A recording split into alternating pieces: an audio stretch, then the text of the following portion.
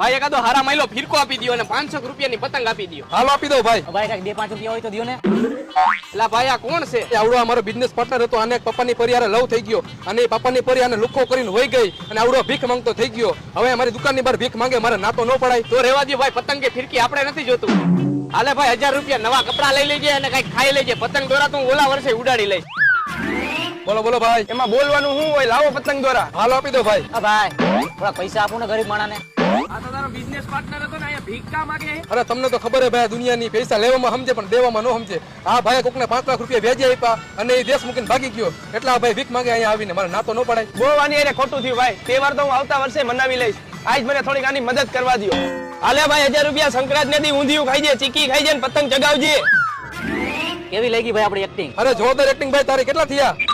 પણ નોટ તો ખોટી છે. કોણ બનાવે છે આવી ખોટી નોટું? તું સાચું કા ભીખ માંગવા જા?